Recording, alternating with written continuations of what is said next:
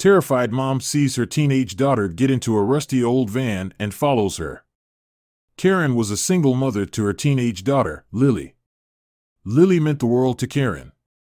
After splitting up with her ex-husband, Karen put all her energy into providing Lily the best life possible. Lily was a straight-A student, and Karen did everything she could to ensure things stayed that way.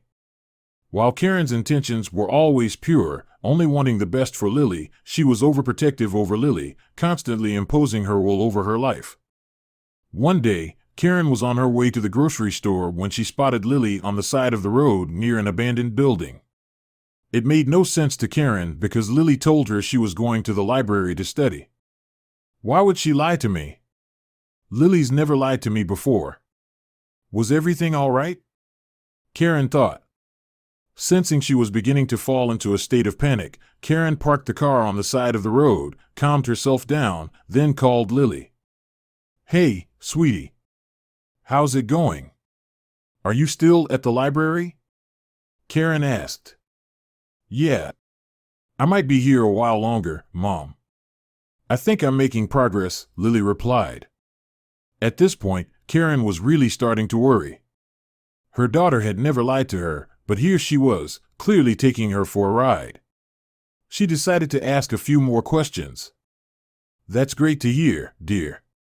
Which library are you working at? I can pick you up on my way home, Karen said. Her daughter hesitated for a moment before answering, It's the one by the park.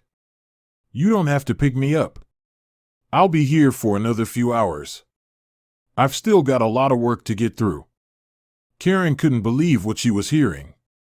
Her daughter was blatantly lying to her. Karen's anxiety grew, her heart pounding heavier as she watched Lily cut the call and walk toward an old, rusty van that had just pulled up beside her. No, Lily. What are you doing? Karen muttered to herself as she watched her daughter hop into the battered, old van. Her heart pounded profusely within her as she watched the car drive off. Karen immediately followed them, keeping a safe distance behind. What is this girl doing? This is not how I raised you, Lily. Karen murmured to herself as she followed the van. Indeed, Karen had always been very intentional with how she would raise Lily after her husband left. Lily's father, and Karen's ex-husband, had divorced Karen and moved to another state where he started a new family. After that, he was barely involved in their lives, and Karen preferred things that way. Lily had always been a good student, always responsible and hardworking. Karen had always been proud of her daughter's achievements and did everything in her power to ensure her daughter had the best opportunities life had to offer. She ensured Lily's grades were above par and that she was in all the relevant extracurricular activities. But as an inevitable side effect of it all, Karen was the classic overprotective parent.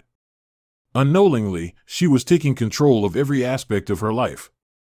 From the people she spent time with to her schedule, nutrition, and even her grades, Karen took charge of it all. Karen had her reasons, of course. She had sacrificed a lot to provide for Lily, too. But somewhere along the way, she lost her balance and became too controlling. She couldn't bear the thought of anything bad happening to her daughter, so she took it upon herself to ensure everything went smoothly. Status was essential to Karen, and she communicated that into her daughter's life as well. This was somewhat burdensome for Lily growing up because her relationships and experiences were dictated by Karen's expectations of social status. Over the years, Karen had become so used to being in control that it had become a part of her nature. She didn't realize that her overprotection was suffocating Lily and often resulted in tension between them. And as Karen drove behind the mysterious, old van, it never occurred to her that this action may only add to the tension. All that went through her mind was whether or not her daughter was in trouble. Karen's anxiety and fear-ridden imagination continued to escalate as she observed the neighborhood the van was driving into. It was an impoverished neighborhood with old, decaying infrastructure and vagrants at every street corner. By Karen's standards, this was no place for her daughter to be. The car finally pulled over outside a small, worn-down house that had clearly seen better days. As Karen pulled over and watched from a distance, she noticed the house had a certain air of neglect about it. The paint on the exterior was chipped and peeling, and the roof looked like it was in need of repair. "Oh, no, Lily. What have you gotten yourself into?" "Please, don't go in there," Karen said under her breath, nervously tapping the steering wheel with her car keys. Lily exited the van with some boy in worn-out clothes. She watched them both disappear into the house. What was Karen doing in such a neighborhood with such a shabby-looking boy? What if he was a drug dealer? Oh, no. Is Lily on drugs? Karen thought. Her imagination was getting the better of her as she came up with all sorts of awful theories in her head. Karen pulled out her phone and dialed 911, then took a moment, considering whether or not she should press the dial button. "Come on, Karen. Come on. It's now or never." "Only the Lord knows how long 911 will take to respond in an area like this," Karen muttered. She suddenly put her phone away, pulled out pepper spray from her purse, jumped out of the car, and sprinted towards the house. Karen couldn't stand the suspense any longer. She was worried sick about what might be going on inside.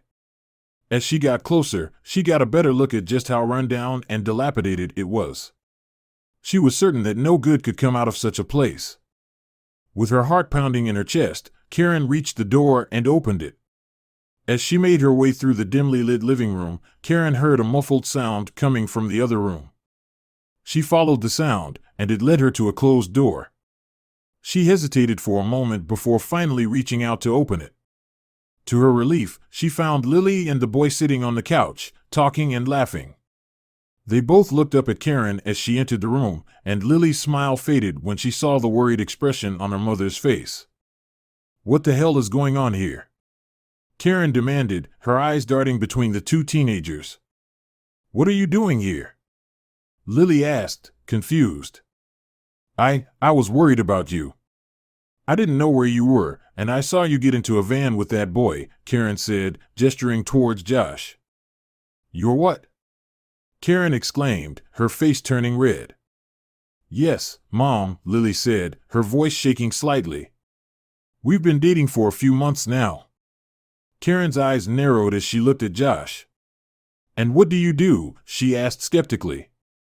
"I'm a senior at Franklin High," Josh replied calmly. "I have a 4.0 GPA, and I'm on track to enter one of the best universities in the country." Karen didn't look convinced. "And what about your family?" she asked. "Are they from around here?" Josh sighed, looking down at his feet. "I'm an orphan, ma'am. My parents died in a car crash when I was 2 years old. All I have left is my grandfather, and this is the only place we can afford to live in. I can't afford my own car yet, so I borrowed my grandpa's old van to pick up Lily," he explained. The more Karen listened and looked around, the stronger she felt a pang of guilt wash over her. She realized her assumptions about Josh and his living situation were unfair and unfounded. "Oh, I'm sorry, Josh. I had no idea. It's just that, as a mother, I worry about my daughter's safety," she said more calmly. Josh nodded in understanding. "I get it. And I want you to know that I care about Lily a lot." Karen felt a wave of empathy for Josh. He wasn't what she had expected at all. She noticed that he was dressed in well-worn but clean clothes, and he carried himself with a quiet confidence that she found intriguing. "But honey, I've got only one last question. Why did you lie to me about going to the library? Why couldn't you just tell me the truth?" Lily hesitated for a moment before answering. "Seriously, Mom? Would you have willingly let me meet a guy who was coming to pick me up in a rusty old van? You would have found a way to control me and stop me from going, as usual. Like I'm your puppet." Karen froze as she watched her daughter reveal her repressed emotions. She was overwhelmed by guilt and shame, realizing how her overprotectiveness and prejudices had affected her daughter. "I'm sorry, Lily. I never meant to make you feel like you couldn't be honest with me. It's just that I want what's best for you, and sometimes, or too often, I worry," Karen explained, approaching her daughter. "I know, Mom," Lily held her mother's hand and softened her voice. "But sometimes it feels like you don't trust me to make my own decisions." Josh is a good person, and he's very smart. He's going to enter one of the best universities, Lily said, looking up at her mom with a hopeful expression. Karen listened to her daughter's words and realized that she needed to trust Lily more and give her more freedom to make her own choices. Okay, Lily. I hear you. I'm sorry for being so controlling. I trust you, and I want you to be happy. Just promise me that you'll be safe and careful, Karen said, hugging her daughter. And don't ever scare me like that again, Karen concluded. Don't worry, I won't, Mom. Just remember, you raised me right, Lily concluded, still tightly wrapped in her mother's loving arms. After that day, there was more trust and freedom in Karen and Lily's relationship. Karen got to know Josh better and grew fond of him. Lily and Josh continued to date throughout university.